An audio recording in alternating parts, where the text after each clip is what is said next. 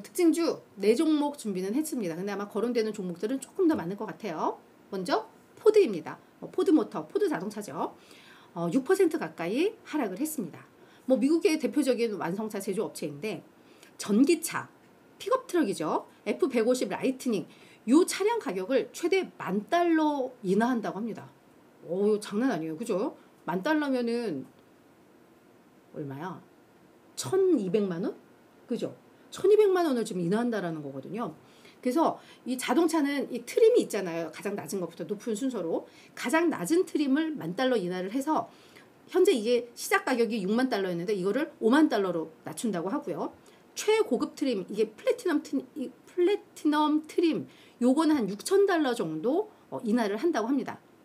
그러니까 상당폭 낮추는 건데 뭐 회사 측에서는 이렇게 이야기를 했어요. 일단 우리의 생산 능력이 좀 확대가 됐고 배터리 원료 비용의 부담이 완화가 됐기 때문에 우리도 더 많이 팔기 위해서 뭐 또 자동차 가격을 내리는 거야 라고 했는데 어제 저희가 이야기를 했었죠. 테슬라가 주말에 트위터에다가 뭘 올렸냐? 우리 이제 사이버 트럭 생산했어 라고 이야기를 했잖아요. 결국 이게 생산을 했다는 것은 이제 뭐 연내 이제 출시도 한다는 얘기잖아요. 뭐 늦어지면 뭐 내년이 될 수도 있겠지만 그렇기 때문에 이게 이제 경쟁 심화가 예고가 되는 거예요. 픽업 트럭에. 그래서 그 시점에 맞춰서 좀 서둘러서 가격 인하하는 거 아니야? 라는 분석이 좀 나오고 있습니다. 실제로 테슬라는 이 사이버 트럭 생산 효과로 지금 3.2% 상승으로 마감을 했고요. 리비안이 또 대표적인 전기 트럭, 요 픽업 트럭 만드는 회사잖아요. 그래서 리비안은 지금 포드는 가격 인하하면서 경쟁의 불씨를 막 올리고 있지. 테슬라는 또 새롭게 생산한다고 하지 하니까 리비안 주가는 약 3.3% 하락을 했습니다. 그래서 요 전기차 시장에서 벌어졌던 이슈, 요 포드를 통해서 오늘 좀 정리가 된 것 같아요. 자, 두 번째는 파라마운트입니다. 파라마운트 주가 약 4% 하락을 했는데 미디어 콘텐츠 기업입니다. 이 파라마운트가 미션 임파서블의 배급사거든요. 근데 지금 미션 임파서블 세계적으로 개봉을 했고 국내에도 우리 톰 아저씨 오셔가지고 열심히 마케팅하고 가시고 뭐 전 세계를 돌았잖아요. 근데 이게 막상 박스오피스 성적을 보니까 물론 압도적 1위를 차지하고 있고요. 관객들의 평점도 매우 좋다고는 합니다. 그런데 기대했던 것만큼 나오지를 않았나 봐요. 이 내용을 보니까 주말 동안 그러니까 지난 금토일 동안 $5,620만 벌어들였다고 해요. 그리고 개봉 5일 동안, 그러니까 수요일 날 개봉을 했던가 보죠. 그렇죠?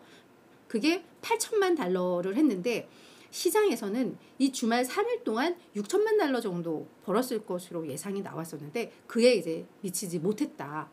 게다가 전작 매우 성공했던 초기의 미션 임파서블의 그 박스오피스 성적보다 못하고 그리고 탑건에도 그 초기 성적이 이때에도 좀 달하지 못했다고 해요. 그래서 그러한 실망감들이 나오면서 주가가 하락을 한 건데 근데 뭐 그래서 그냥 우려가 있어요. 일단 초반 성적이 하는데 미션 임파서블이 이번에 뭐 투자도 더 많이 좀 했고 뭐 이렇기 때문에 기대가 높았던 그만큼 이제 실망감이 조금 나오는 상황인데 요거는 좀 지켜봐야 될 것 같아요. 근데 조금 뭔가 불안하다라는 이야기는 좀 나오고 있는 상황입니다. 자, 이제 세 번째는 브릿지바이오 파머입니다. 와, 주가 상승세 보세요. 76% 급등을 했습니다. 76% 급등했는데 52주 신고가 안 나오면 그게 더 이상하죠. 그죠? 자, 브릿지바이오는 유전병 치료제를 개발하는 이제 제약사인데요. 희귀 심장병 치료제 지금 임상 3상 단계인데 그 데이터를 공개를 했습니다. 이게 희귀 심장병은 뭐 트랜스티레틴 아밀로이드 심근병증이라고 해서 심장 근육 관련 질환이라고 해요. 근데 뭐 우리 흔히 아는 심근경색 요거보다는 이제 조금 더 희귀한 뭐 그런 병인 것 같은데 요 이제 치료제를 지금 개발 중인데 3상 실험해 보니까 높은 생존율을 일단 기록을 했다고 합니다. 그러니까 가짜 약을 투약했던 환자들의 생존율은 74%인데 요 브릿지바이오가 개발하고 있는 그 신약을 투약한 환자들의 생존율은 81%. 요거는 꽤 유의미한 통계치라고 이야기를 하고요. 뭐 중증도 개선 등에 있어서도 통계적으로 매우 유의미한 그런 성과들이 났다고 합니다. 그래서 브릿지바이오가 올해 중에 미국 식품의약국에 신약 허가 신청서를 이제 제출하겠다라고 또 밝히면서 그 기대감 상당히 좀 높았다라고 하는데, 저는 이런 신약 모멘텀들은 진짜 정말 신약으로 성공적으로 잘 나와서 환자들 치료에 정말 좀 잘 쓰였으면 좋겠어요. 그래서 저는 이런 신약 얘기 나오면 되게 기대감 많이 갖고 또 많이 응원을 하는 그런 편인데, 좀 잘 돼서 병 잘 극복을 했으면 좋겠다라는 생각까지 좀 전달해 봤습니다.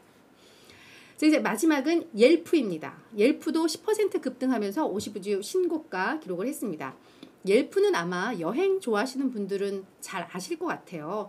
지역 리뷰 서비스 플랫폼 운영사인데, 그러니까 예를 들어 뭐 내가 어디 음식을 먹고 커피를 가고 나서 이제 리뷰를 막 써요. 그러면 그 리뷰를 토대로 해서 옐프가 맛집을 평가하고 그거를 또 고객들에게 맛집을 추천을 하기도 하고, 그리고 그 플랫폼을 통해서 그 맛집에 예약도 할 수 있게 하는 뭐 그런 플랫폼을 운영하기 때문에 해외 여행 갈 때 이걸 되게 많이 활용을 한다고 하거든요.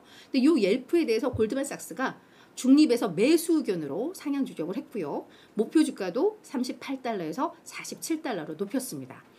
지금 일단 옐프도 이런 플랫폼 회사들은 사실 광고로 먹고 살잖아요. 근데 요 디지털 광고 집행이 좀 안정적으로 잘 개선이 되고 있고, 옐프가 구조조정 등을 통해서 또 비용 절감을 잘 하고 있기 때문에 매출이라던가 마진 개선 기대감이 높아지고 있다. 여기에다가 그 옐프가 자사주 매입에 대한 또 강한 의지를 좀 보여주고 있었나 봐요. 그래서 뭐 향후 5년간 시총의 50%에 해당하는 자사주를 뭐 매입하겠다라는 그런 장기적 비전도 있는 것 같은데, 뭐 이런 것들 고려했을 때 실적이 좋아지면 자사주 매입 더 많이 할 수 있잖아요. 잉여 현금 흐름 창출하면서. 그래서 그런 점에 있어서 긍정적으로 평가를 했고, 이게 시장에서도 인정을 했다. 그래서 주가가 급등을 했다. 이렇게 정리를 해보면 좋을 것 같습니다.